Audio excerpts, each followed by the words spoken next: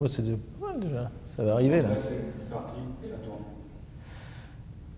Bonjour, bonjour à toutes et à tous et très heureux de vous accueillir aujourd'hui pour ce moment qui a une signification très importante. Je suis surtout très heureux évidemment d'accueillir Arnaud Fontanet, qui est à la fois professeur au conservatoire et puis aussi responsable des maladies infectieuses à l'Institut Pasteur. Merci beaucoup Arnaud d'avoir accepté la demande que je t'ai faite, mais surtout je dirais que l'ensemble du personnel, l'ensemble du CNAM t'a fait. Alors aujourd'hui c'est un moment un peu particulier, c'est pour ça qu'on souhaitait commencer avec Arnaud, c'est parce que nous inaugurons de façon un peu officielle ce Studio Labs, ces nouveaux espaces, et évidemment, à tout seigneur, tout honneur, comment ne pas commencer par Arnaud, parce que je ne sais pas si tu es au courant, mais le MOOC que tu avais fait en septembre 2013 était un MOOC qui était numéroté dans les codes du CNAM 001. Donc, ce fabuleux MOOC d'infectiologie, septembre 2013, pour moi, ça a une résonance, puisque c'est évidemment le moment où je suis devenu administrateur général, donc on avait commencé ensemble. Quelques mots sur ce Studio Labs. Ce Studio Labs, c'est un espace totalement refait. Tu te rappelles de quand tu étais venu, où c'était un peu plus primitif. J'avais fait descendre le président de la République pour montrer aussi les espaces que nous avions. Donc, aujourd'hui, l'espace est rénové. Il y a cet espace d'enregistrement, il y a des espaces d'accueil, il y a plein d'espaces. Je remercie toutes les équipes. Sophie Guichard, Thierry Kochesna, Christophe qui est présent avec nous. Tous ceux qui ont pensé ce nouveau lieu qui va nous donner une impulsion. N'oublions pas que dès 1963, le CNAM diffusait des cours à distance et de la télévision à distance. Donc pour nous, c'était très important. Et nous allons justement avoir, à la rentrée 2021, un espace type studio de télévision pour faire, si tu le souhaites, faire des émissions en direct sur ça.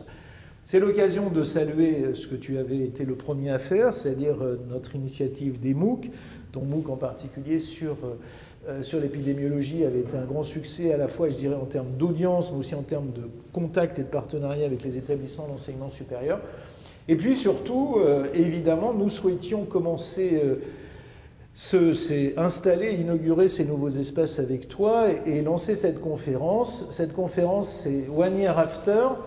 Tu avais parlé début mars de l'année dernière. Et je voudrais vraiment dire que cette conférence, encore une fois, elle a été demandée par les personnels qui souhaitent t'écouter parce que tu es à la fois un grand scientifique, un grand enseignant de la maison, mais évidemment, ta parole est d'or et ton rôle dans le conseil scientifique auprès du président de la République, évidemment, te donne une dimension très importante. Il y a un an, tu nous avais expliqué la situation, tu nous avais dit voilà ce qu'il en était. Depuis un an, et ça aussi je voudrais vraiment le dire à l'ensemble des personnes qui nous suivent, tu as été extrêmement précieux dans l'action que nous avons menée. À chaque fois que je t'ai demandé quelque chose ou que voilà, nous avons essayé de voir si notre stratégie, toujours difficile parce qu'on bouge un peu à vue, était la bonne, tu as bien voulu regarder et nous donner des conseils très précieux, donc ça c'est fondamental. Et puis voilà, c'était important. Nous finissons cette première année d'épidémie, j'allais dire, dans un mode un peu aigu. Donc, évidemment, nous espérons voir des jours heureux, comme aurait dit Beckett. Donc, voilà, c'était très important de t'écouter. Tu es voilà, le collègue qui est à la fois le plus investi, le plus porteur. Et je voudrais juste conclure en disant que sous ton impulsion et à ton initiative, le CNAM a été aussi très engagé, je pense au projet de l'Oratemi, je pense à tous les projets sur la recherche, sur la Covid, et puis sur en faire un vrai sujet et faire de la santé en général un sujet important autour de tes travaux. Donc voilà, je te donne la parole. L'organisation du moment, elle est très claire. Nous allons donner la parole à Arnaud pour 20-25 minutes. Pendant ce temps-là, vous pouvez poser, tout le monde peut poser des questions, bien sûr. Sophie aura la lourde responsabilité de choisir les bonnes et d'éliminer les mauvaises questions. Je plaisante, de relever toutes les questions. Donc, à peu près 20-25 minutes d'intervention d'Arnaud, un quart d'heure de réponse aux questions. Pour l'instant, et c'est évidemment ce que nous souhaitions faire, ce moment, il est entre guillemets un peu réservé au conservatoire. Et nous le rediffuserons plus largement à partir de la semaine prochaine, voilà, pour irriguer un peu sur ce que Arnaud nous racontera. Arnaud, tu as la parole et encore une fois, mille merci d'avoir accepté notre invitation. Merci beaucoup Olivier, merci de me recevoir ici. Je suis très heureux donc de faire partie de cette inauguration, de ce nouvel espace. Et puis, je vais essayer de vous expliquer pendant 20-25 minutes ce que l'on comprend aujourd'hui, d'une part de la situation actuelle, mais d'essayer de nous projeter aussi vers les mois à venir, parce que je comprends que vous vous interrogez tous sur qu'est-ce que nous réserve la suite de cette épidémie qui a connu plusieurs rebondissements. Et voilà, je vais faire les choses peut-être de façon un peu décousue. Sentez-vous très à l'aise de poser des questions. J'essaierai d'y répondre au mieux. Et je souhaite aussi qu'il s'agisse d'un moment un peu d'échange avec vous. Et les questions le permettront. Alors, si je voulais caractériser la situation actuelle, vous la connaissez comme moi. Hein, on est à un moment de l'épidémie toujours difficile, puisqu'on a dû prendre des mesures difficiles il y a 15 jours à peu près sur l'ensemble du territoire national pour limiter la progression de l'épidémie. L'élément nouveau de 2021, ça a été l'émergence de ce variant anglais. Des variants, on en voit de plus en plus, je vais vous en dire quelques mots. Le variant anglais a la particularité d'être plus transmissible, également plus létal, et a fait que nous avons dû nous résoudre à des mesures plus contraignantes que ce que l'on aurait aimé proposer, parce que le niveau d'occupation des lits, aussi bien à l'hôpital que dans les soins intensifs, était tel que voilà, la situation était devenue vraiment trop lourde pour le système hospitalier, et puis évidemment pour les patients et les familles qui sont touchés par la maladie. Alors, il y a quand même quelques éléments d'espoir qui sont bien sûr le vaccin. Je crois que la solution, elle va être quand même avec le vaccin. Il y a un an, je ne sais plus ce que j'ai raconté sur le vaccin, mais je sais, en tout cas avec vous, mais je sais ce que je disais d'une façon générale, c'est qu'on n'aurait jamais un vaccin avant un an. Et c'était une des erreurs que j'ai faites. Hein. J'ai sous-estimé la capacité d'innovation de l'effort prodigieux qui a été fait par les scientifiques du monde entier. Je n'étais pas le seul à faire cette erreur. Hein. Je pense toujours à Tony Fauci, qui est un modèle pour moi, qui est aux États-Unis en charge au National Institute of Health de la partie infectieuse, et qui est vraiment un des pompes du domaine, et qui lui disait, il est immunologiste, il connaît ça, il disait il n'y aura pas de vaccin avant 2 ans. Voilà, on est nombreux à s'être trompés. C'est une très bonne nouvelle d'avoir pu s'appuyer sur, après 9 mois, des vaccins très efficaces, comme les vaccins ARN messagers, mais également les vaccins vecteurs adénovirus, AstraZeneca ou Johnson & Johnson. Il y a dans les autres éléments qui vont nous aider un petit peu dans les semaines à venir, une part climatique. Hein. On va arriver à une période, on sort de l'hiver, les virus respiratoires sont des virus quand même qui circulent beaucoup mieux dans les périodes froides de l'année, donc ça c'est quelque chose aussi qu'il va falloir mettre dans la balance.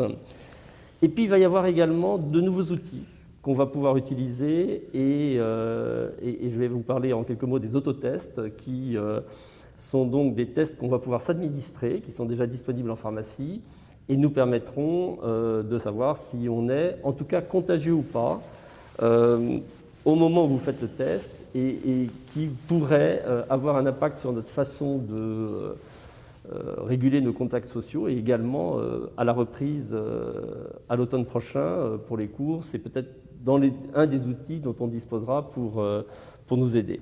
Alors maintenant, pour remettre un peu tout ça en perspective, actuellement, situation vraiment très dure dans les hôpitaux sur l'ensemble du territoire français, particulièrement en Île-de-France. Les Hauts-de-France et la région Provence-Alpes-Côte d'Azur vont un petit peu mieux, et les autres régions de France sont malheureusement touchées par cette progression du variant anglais, qui est à 90% à peu près, et un peu de variant sud-africain, notamment dans l'est de la France. Alors, on a quelques signes, quelques frémissements pour dire que ça va un petit peu mieux, mais la baisse ne va pas aussi vite que celle qu'on avait connue, par exemple, en novembre dernier,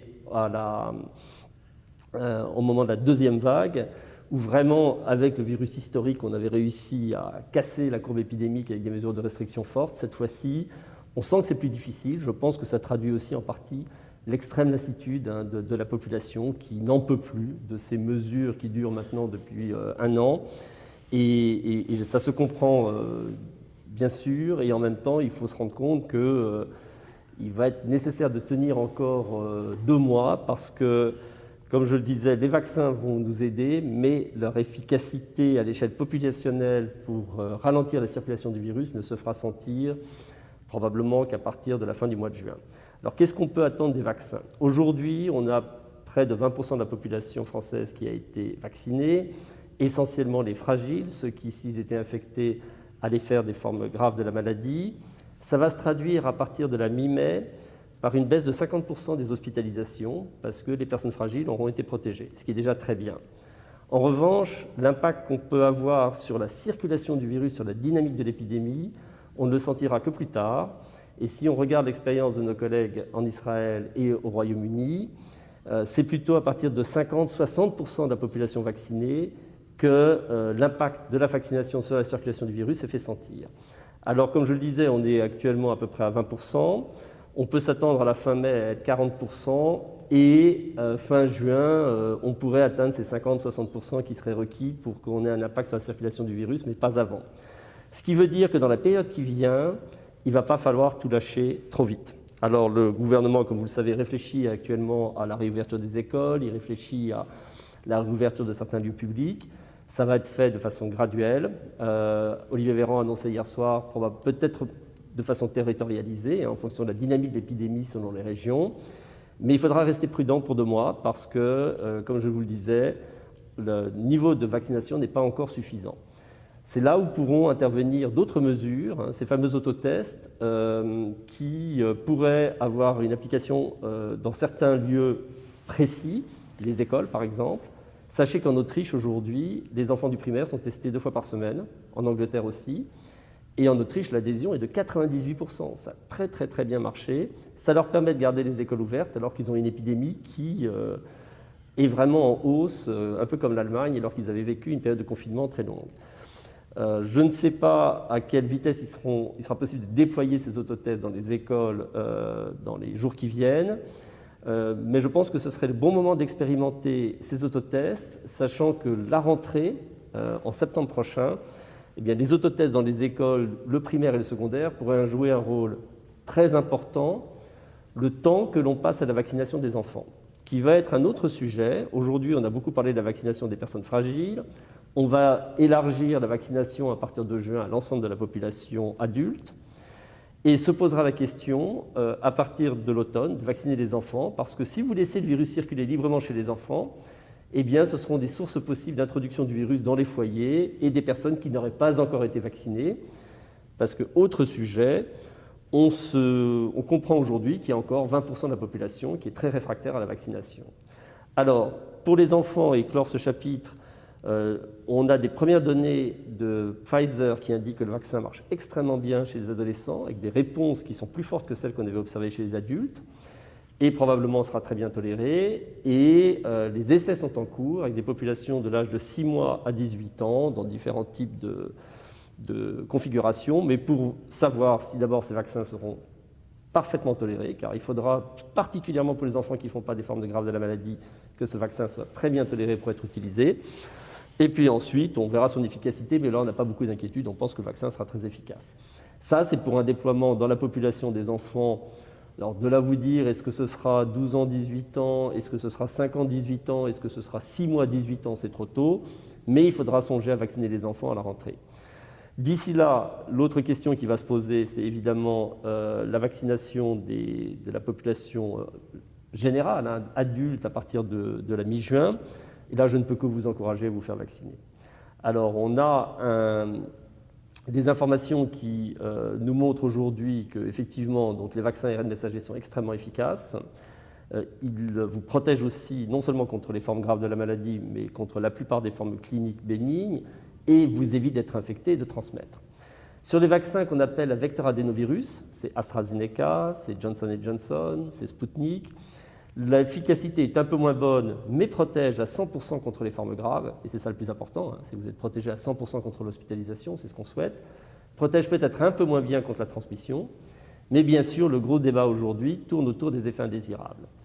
Alors, on accumule de plus en plus de données, et ce que l'on peut dire globalement, c'est qu'à la fin, des une fois qu'on aura vraiment mis tout ensemble, je ne serai pas surpris qu'on soit dans une situation où on apprend que le risque de faire une forme grave de ce qu'on appelle ces thrombophlébite cérébrales, où vous avez finalement les veines qui drainent le sang du cerveau qui se bouchent, accompagné de troubles de la coagulation et quelquefois d'autres thromboses de veines profondes, abdominales et ailleurs, ce risque d'une complication sévère, qui à peu près dans la moitié des cas s'accompagne de décès, va se situer autour de 1 pour 50 000 à 1 pour 100 000.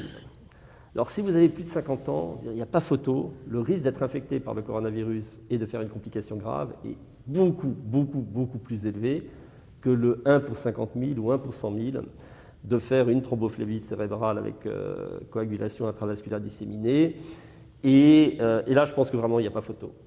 Si vous avez moins de 50 ans, effectivement, et particulièrement pour les plus jeunes, la question se posait parce que le risque d'être infecté et de faire une forme très grave du coronavirus était relativement faible. Et du coup, là, dans la balance, il a été choisi par le gouvernement français sur la recommandation de la Haute Autorité de Santé de ne pas donner ces vaccins adénovirus, en tout cas l'AstraZeneca, au moins de 55 ans. Et on verra ce qui sera décidé pour le Johnson & Johnson, mais vraisemblablement, on va terminer dans une configuration à peu près identique. La bonne nouvelle, c'est que Pfizer nous a annoncé pour l'Europe 50 millions de vaccins supplémentaires pour le mois de juin, dont 7 millions viendront en France. Et globalement, je pense qu'à partir de la fin juin, on pourra proposer des vaccins ARN messagers à la grande majorité de la population qui souhaitera se faire vacciner. Et je ne peux qu'encourager donc vous tous à vous vacciner parce que c'est vraiment la voie vers la sortie de cette crise. Alors, l'autre incertitude qui pèse maintenant sur ces vaccins, c'est leur efficacité par rapport aux différents variants. Sur le variant anglais, la bonne nouvelle, c'est que les vaccins marchent très bien, comme sur le virus historique de 2020. Sur les variants sud-africains, brésiliens et peut-être un jour le variant indien et je ne sais quel autre qui pourrait arriver entre-temps, on a aujourd'hui des informations qui nous disent que l'efficacité est diminuée pour le variant brésilien et encore plus diminuée pour le variant sud-africain. La vraie question, elle reste, quelle est la protection qu'on aura contre les formes graves de la maladie et l'hospitalisation. Donc il se peut que vous puissiez être infecté malgré la vaccination, mais ce qui est très important, c'est de savoir jusqu'à quel point vous serez protégé des formes graves. Et pour ça, on n'a pas encore d'informations. Et c'est vraiment l'enjeu de la réussite du programme vaccinal en cours pour les mois à venir. Alors, Pfizer et Moderna, qui produisent des ARN messagers, vont vraisemblablement adapter leurs vaccins aux mutants. Tous ces mutants ont en commun quelque chose d'intéressant, qui est une mutation sur le même site, qui est le site 484 du génome. Et si je le signale, c'est que c'est intéressant parce que ça donne une cible unique pour les modifications des vaccins, et c'est ce que Pfizer et Moderna vont faire. Mais deux, ça montre aussi que quand le virus cherche à s'échapper, parce que c'est vraiment des mutations d'échappement immunitaire et qui sont survenues dans des populations où il y avait déjà une proportion de personnes immunisées très importante, dans des pays où les épidémies avaient été fortes, ça veut dire qu'à chaque fois, le virus emprunte la même voie. Et ça, c'est d'une certaine façon une bonne nouvelle. Ça montre qu'en se modifiant, pour assurer sa survie, il n'a pas un nombre infini d'options. Il est à chaque fois obligé de choisir la même mutation, qui est la seule qui lui permet d'échapper à l'immunité naturelle ou vaccinale, mais qui reste compatible avec sa survie. Et si donc le virus s'engage dans un cul-de-sac, et il suffit de l'attendre à la fin du cul-de-sac, avec le bon vaccin, adapté à cette mutation, ou les anticorps monoclonaux, qui seront une forme de traitement possible. Et c'est là où, de tout ce qu'on apprend sur les variants, il y a quand même un message, entre guillemets, d'espoir, c'est que finalement, la gamme de mutations que le virus peut faire est limitée, et que peut-être qu'on est en train de vivre des dernières tentatives du virus de s'échapper. C'est trop tôt pour le dire, mais c'est assez remarquable de voir que ce soit en Afrique du Sud, au Brésil ou en Inde, il a à chaque fois pris la même voie pour essayer d'échapper à l'immunité, et donc il faut l'attendre de l'autre côté, au même endroit, et le cibler avec le bon vaccin. Alors je terminerai avec les questions de tests, parce que ça peut être intéressant pour un institut, un établissement comme le CNAM à la rentrée prochaine, où ces autotests vont devenir disponibles, actuellement en pharmacie, peut-être un usage plus large. Sachez qu'il y a un certain nombre de pays, l'Angleterre, l'Allemagne, la Suisse, qui proposent gratuitement un test par semaine et par personne pour que les gens se dépistent très systématiquement eux-mêmes. Alors, ces autotests, ce n'est pas le tube qui va vous gratter le fond de la gorge en passant par le nez, ce qui n'est pas très agréable. C'est quelque chose que vous enfoncez de 3 à 4 cm, et donc c'est tout à fait... les enfants de primaire le font 2 fois par semaine, comme je le disais, en Autriche en Angleterre. Et ces autotests vous permettent de savoir si à un moment ou non donné, vous êtes porteur du virus. L'idée, ce n'est pas un test diagnostique que vous faites quand vous avez des symptômes. Là, on continuera à faire des PCR et à récupérer votre séquence pour voir s'il y a des mutants. Mais l'idée, c'est en faisant ce test une fois par semaine, de façon complètement routinière, vous repérez les formes asymptomatiques ou si vous êtes en phase pré-symptomatique, quand vous avez déjà du virus avant les symptômes, et vous vous excluez en restant chez vous pour protéger votre entourage. Et des modélisations qui ont été faites aux États-Unis ont montré que si vous faites ce test, par exemple, une fois par semaine, vous diminuez de 50% la circulation du virus, 2 fois par semaine de 80%, en dehors de toute autre mesure. Donc l'usage très régulier de ce test permettra de contrôler la circulation du virus, et on peut imaginer pour un établissement comme celui-ci qu'à la rentrée prochaine, on demande aux étudiants d'utiliser ces tests pour ceux qui ne seraient pas vaccinés, par exemple, de façon à pouvoir assurer une continuité des enseignements, de la même façon qu'aujourd'hui, les écoles ont réouvert en Angleterre ou en Autriche grâce à ce test, malgré des contextes épidémiques assez difficiles. Donc voilà, je voulais brosser un certain nombre de points, je ne sais pas du tout le temps que j'ai pris, j'espère que je suis à peu près dans les temps, et je suis à votre disposition pour répondre à vos questions. Merci beaucoup Arnaud, merci de ton intervention toujours très précise, très utile et très éclairante sur tous les points de vue. Je vais donner la parole à Sophie pour qu'on ait un certain nombre de questions. Juste avant, je voudrais d'abord rappeler, et je suis très heureux, donc vous êtes déjà largement plus d'une centaine à nous suivre, ce qui est quand même en soi un message. Les deux autres choses que je voulais dire avant d'ouvrir cette discussion, d'abord c'est très important sur ce que vient de dire Arnaud que nous portions ensemble les choix que nous faisons pour notre établissement, et je voudrais saluer en ce sens le rôle que le CHSCT, donc Comité d'hygiène et de sécurité au travail, joue à mes côtés, et notamment le secrétaire Philippe Auger. Depuis le début de la crise, nous avons ces interactions très constantes, et je pense que c'est très important que ça se fasse avec beaucoup de sérénité. Ce sont des choix compliqués, on n'est pas forcément d'accord sur tout, mais en tout cas, il y a l'espace de discussion et l'espace de proposition, et encore une fois, Arnaud et nous accompagne pour ces prises de décision. Et évidemment, nous pensons à un certain nombre de personnels du CNAM qui, aujourd'hui, malheureusement, sont touchés assez fortement par la Covid. Et évidemment, nous pensons à eux. Et je passe la parole à notre animatrice, Sophie Guichard, qui, c'était pas dans le profil de poste, mais joue aussi ce rôle-là. Merci Sophie. Des questions de Sophie. Alors, on a 3 questions concernant le vaccin. Première question, dans les cas de thrombose liés à l'AstraZeneca, est-ce que de manière générale, c'est plutôt sur la première ou la seconde injection, ou c'est indifférent? Alors pour l'instant, on a d'expérience seulement sur la première injection. Pour AstraZeneca, l'espace entre les 2 doses est de 3 mois, donc il est très long, et finalement, on a de chiffres consolidés que sur la première injection. C'est une réaction auto-immune. Des avis que j'ai pu entendre, on pense qu'il n'y a pas de raison que ça survienne plus à la deuxième qu'à la première injection. Donc si vous étiez sensible, ce serait probablement sur la première injection que ce serait apparu, mais on n'a aucune certitude là-dessus. Et il y a une discussion en cours pour savoir si d'ailleurs la deuxième injection, puisqu'elles sont espacées de 3 mois, on a un peu de temps pour y réfléchir, se fera avec à nouveau un AstraZeneca ou éventuellement un passage sur la NSAG. Donc pour vous dire que la question est encore en discussion. Alors, dans le cadre d'une allergie cutanée de plus de 10 jours, je n'ai pas le nom du vaccin, lors de la première injection, est-il déconseillé de faire la seconde injection? Alors, bon là c'est vraiment des questions, qui ne relèvent pas vraiment de mes compétences, parce que ça fait très longtemps que je ne fais plus de médecine, et heureusement pour mon entourage. Il n'empêche que il y a des réactions allergiques qui ont été vues, cutanées, après le vaccin. Je pense que ça dépend vraiment de l'intensité de la réaction. On peut prescrire éventuellement des antihistaminiques avant la deuxième injection. Je crois que c'est vraiment un dialogue avec votre médecin qui permettra de décider si il faut garder le même vaccin ou pas. C'est vraiment, il faut regarder le terrain de la personne, ses antécédents allergiques, l'intensité de la première réaction. C'est une décision médicale et c'est loin de mon champ d'expertise. Une dernière question sur les vaccins. Est-ce qu'on peut déjà imaginer une nouvelle campagne vaccinale dès l'automne? Alors, la question qui se pose aujourd'hui est effectivement de savoir si on va à l'automne prochain, donner ce qu'on appelle un boost, hein, une nouvelle injection, notamment avec un ARN messager habilité à contrôler les nouvelles mutations.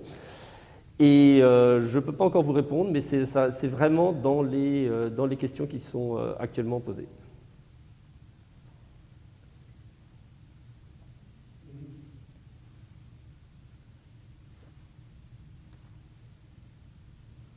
Alors, pensez-vous que nous aurons une rentrée universitaire normale en septembre? Est-il déjà prévu d'équiper les amphis de robots? Capteur de CO2, je pense. Peut-être, si tu le permets, Arnaud, quelques mots avant d'avoir le retour d'Arnaud, parce que c'est évidemment très important. Tu le comprendras facilement, c'est évidemment l'une de nos préoccupations. Et quand je dis nos préoccupations, je parle au nom de la conférence des présidents d'université, enfin les responsables d'établissement.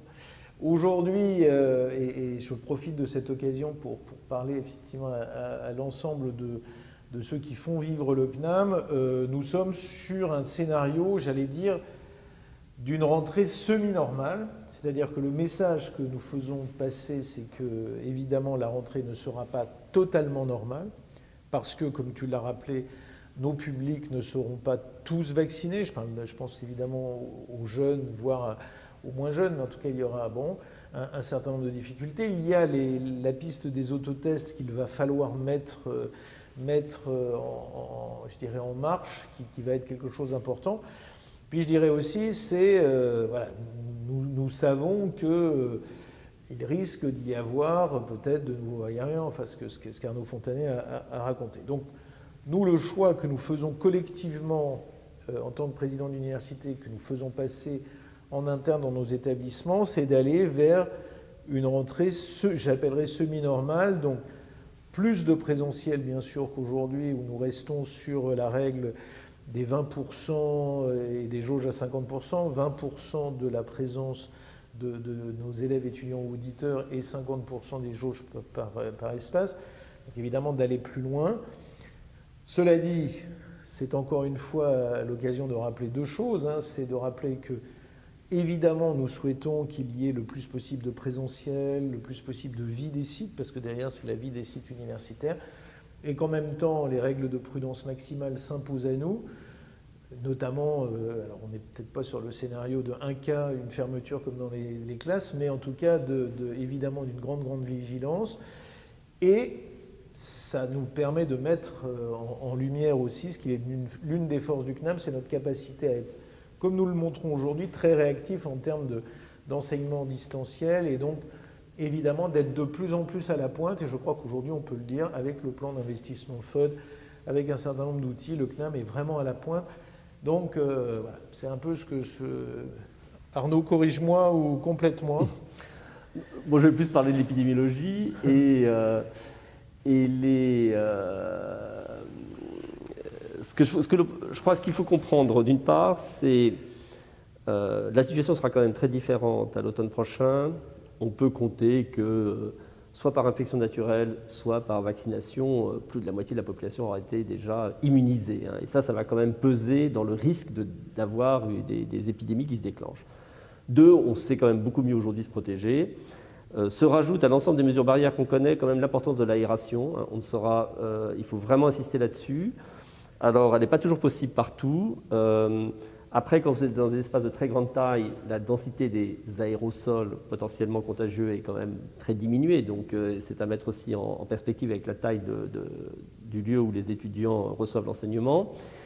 Mais ce qui est intéressant, c'est qu'actuellement, il y a des cours en formation continue qui ont lieu un peu partout en France. Et dans l'étude que l'on mène, qui s'appelle Comcore sur les lieux de transmission, on n'a pas d'augmentation de risque pour les personnes qui suivent des cours en formation continue, en amphithéâtre ou en salle de TD, alors aménagées, comme Olivier Faron vient d'expliquer. Mais voilà, ça veut dire quand même que globalement, ces cours sont possibles, avec une situation qui sera plus favorable à l'automne prochain, puisqu'on aura une proportion importante de la population immunisée. Et je crois que pourront se rajouter là aussi ce qu'on venait de dire sur la possibilité d'avoir en appoint des autotests, etc. Donc, à mon avis, ce sera possible d'avoir une rentrée universitaire. Il faudra être prudent au début, comme le disait Olivier Faron, avec l'usage de jauges, des formations hybrides, etc. Mais je suis quand même optimiste sur la possibilité d'une rentrée universitaire. Je crois que franchement, c'est quelque chose sur lequel on peut compter. Je voyais qu'il y avait une question que me donnait Sophie sur des personnes qui ont déjà été infectées. Combien de doses doivent-ils recevoir et combien de temps après la guérison? Si je peux compléter, une question à l'épidémiologiste que tu es. Les personnes qui ont eu la Covid, elles ne sont jamais marquées dans les stats comme étant des personnes protégées.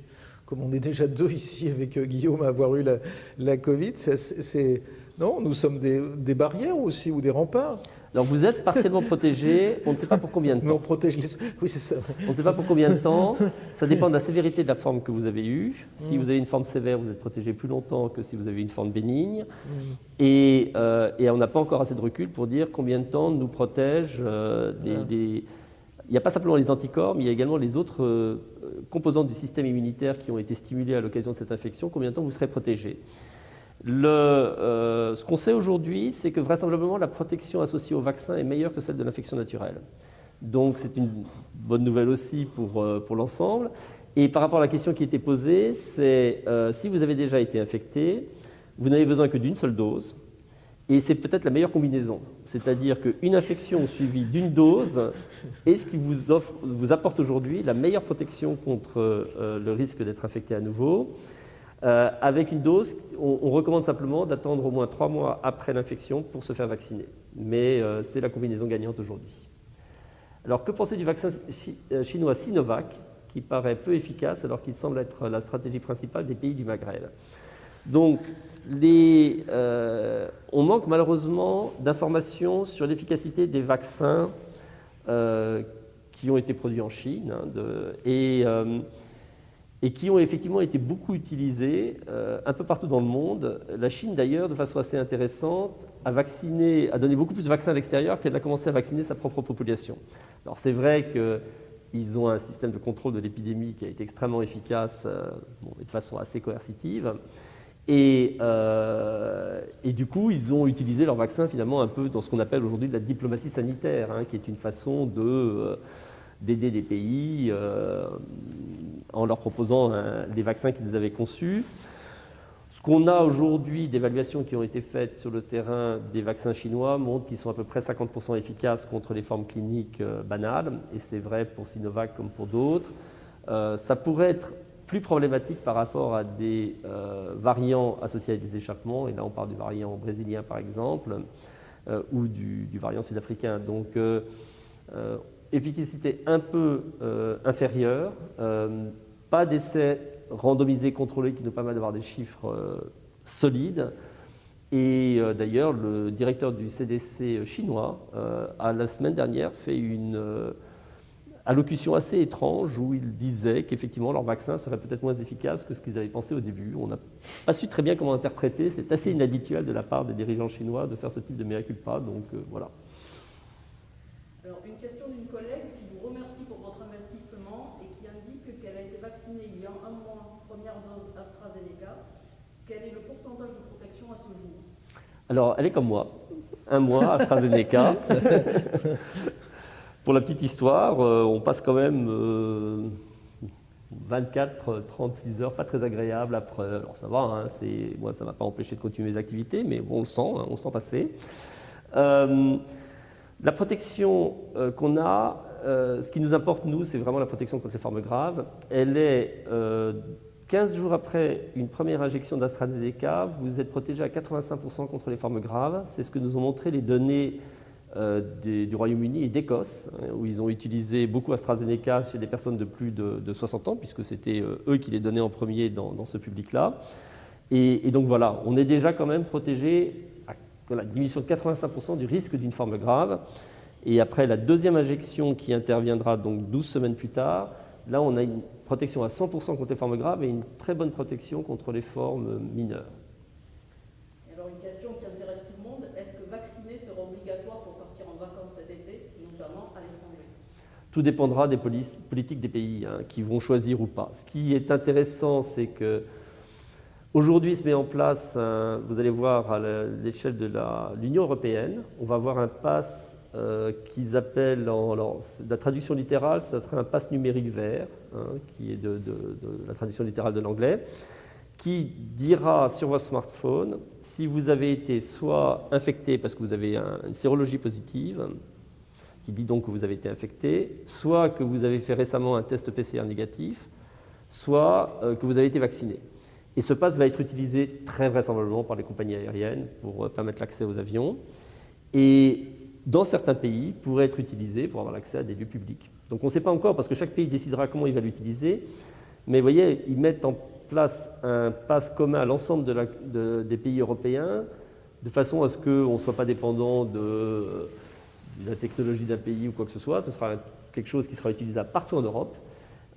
Et la suite très logique, ce sera d'abord que les compagnies aériennes demandent que vous soyez vert, soit parce que vous avez une PCR négative dans les 72 heures qui viennent de s'écouler, soit parce que vous avez été infecté naturellement, soit parce que vous avez été vacciné. Après, il n'est pas exclu que certains pays décident on va vous aurez droit à certains lieux à certains accès, etc. Les Danois, par exemple, ont une expérience en cours amusante. Alors les Danois, ils ont fait quand même presque un sans faute dans cette épidémie. C'est quand même un pays qui a été assez remarquable. Ils sont peut-être aidés par une un peu excentrée, densité de population, encore que. Mais vraiment, et alors là, actuellement, ils ont dans la rue, comme on a pu le voir nous près des pharmacies, des petites tentes où vous pouvez venir vous faire tester. Vous avez ce fameux autotest, très simple, donc gratuit, et vous sortez, vous trouvez une tente très facilement, pof, on vous met un tube dans le nez, un quart d'heure plus tard, vous êtes négatif, sur votre smartphone, ça apparaît, et pendant 72 heures, vous avez le droit de faire plein de trucs, parce que vous êtes protégé par votre autotest, qui vous dit que vous êtes négatif. Puis dès que vous avez passé les 72 heures, eh bien, hop, vous refaites un test, une fois de plus, et en marchant dans la rue, vous en trouvez un très facilement, et vous reprenez 72 heures de liberté pour aller dans des lieux. Alors, je ne sais pas qu'est-ce qu'ils ont ouvert, mais ça va être très vite, les bars, les restaurants, etc., etc. Et donc les gens fonctionnent comme ça. C'est juste une idée que je vous présente. C'est pour vous dire que c'est vraiment amusant de regarder ce que font les autres pays. Moi, je passe énormément de temps avec mes collègues européens. Je fais 3 réunions par semaine avec mes collègues européens pour échanger, partager des expériences. C'est comme ça qu'on a passé beaucoup de temps avec les Autrichiens sur l'expérience des écoles, et avec le conseil scientifique, on a fait un avis sur les autotests qui a été remis au ministère de la Santé, basé sur ces différents échanges qu'on a eus pour voir comment c'était fait dans différents pays. Et c'est vrai qu'il y a un moment ou un autre, on aura des... Je crois que d'abord, c'est très important d'apprendre les uns des autres de ce qu'on fait, et puis 2, il va y avoir une pression assez forte sur l'utilisation de ces outils numériques.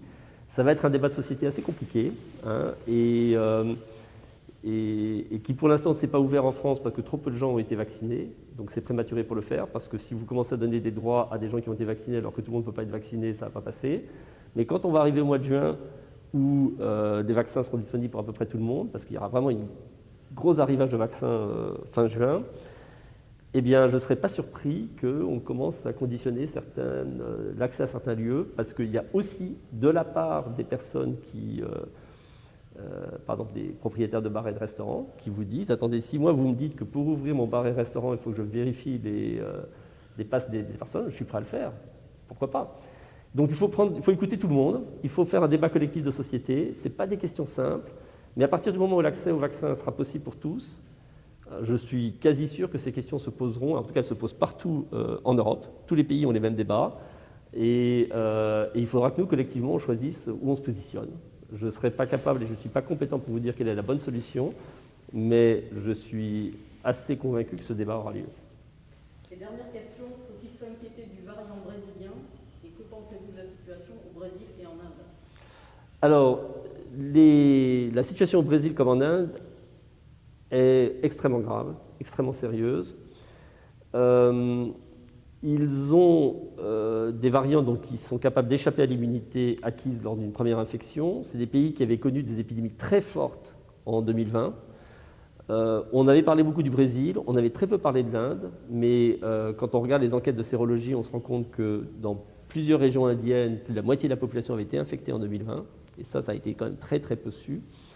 Ils ont maintenant des variants qui sont capables d'échapper, et et qui du coup entraîne une deuxième épidémie. C'est possible parce que ce sont des pays où en fait le niveau de restriction sur les contacts, etc., sont actuellement assez faibles. Bon, vous connaissez tous le débat qui a eu lieu au Brésil où Bolsonaro en fait a voulu faire fi de l'épidémie et des risques associés au SARS-CoV-2. Et en Inde, il y avait des rassemblements, vous avez peut-être vu récemment à la télévision, des rassemblements de foule à l'occasion de célébrations, etc. Mais bon, et évidemment, dans ces contextes-là, avec des virus qui sont un peu plus transmissibles, comme ces variants brésiliens ou indiens, et des virus capables d'échapper à l'immunité antérieure que les personnes avaient pu acquérir lors d'une infection passée, on a des situations qui sont extrêmement graves. Ce ne sera pas la même chose en France, parce qu'on a bien sûr un niveau de contrôle de la circulation du virus qui est beaucoup plus important. Aujourd'hui, sur le territoire français, il y a du variant sud-africain en Moselle, et la proportion de variants sud-africains parmi les cas diagnostiqués en Moselle est passée de 50% à 20% en l'espace de 8 semaines à peu près, mais il reste présent. Le variant brésilien a été présent de façon ponctuelle et pour l'instant n'a pas bougé. Le variant anglais, en fait, est vraiment celui qui domine parce qu'il a une transmissibilité plus forte que les autres et parce que, comme on a une immunité collective assez faible, les variants à échappement immunitaire n'ont pas encore d'avantage compétitif sur le variant anglais. Donc la transmissibilité accrue du variant anglais fait qu'aujourd'hui, il occupe toutes les niches. Quand on sera arrivé à plus de 50% de la population française qui aura été infectée ou vaccinée, l'avantage compétitif des variants avec échappement immunitaire sur le variant anglais va se faire sentir. Et c'est là que le variant brésilien, indien ou sud-africain pourra reprendre un peu le dessus, mais il est quand même moins transmissible que le variant anglais. On a quand même des mesures qui sont en place. Et les vaccins, qui protègent mieux que l'infection naturelle, pourraient quand même avoir une efficacité tout à fait conséquente sur ces variants sud-africains ou brésiliens. Donc globalement, je ne suis pas trop pessimiste là-dessus, mais c'est évidemment quelque chose qu'il faut suivre de très près. Et alors une toute dernière question, comment avec le CNAM pourrions-nous contribuer à cette politique préventive des autotests et son adoption par la population générale ? Alors d'abord, c'est l'occasion de remercier Arnaud Fontanet, puisque nous allons conclure à ce moment-là. Merci beaucoup Arnaud d'avoir été... Et ce que tu racontais sur le Brésil me rappelle ce que j'ai beaucoup entendu de la part de Charles Mérieux, quand Charles Mérieux avait vacciné tout le Brésil. Pour la méningite. Donc il faut garder de l'espoir. Charles Mérieux présentait toujours ça. Enfin, je le connaissais bien quand j'étais à Lyon et c'est effectivement un beau message. Donc merci beaucoup.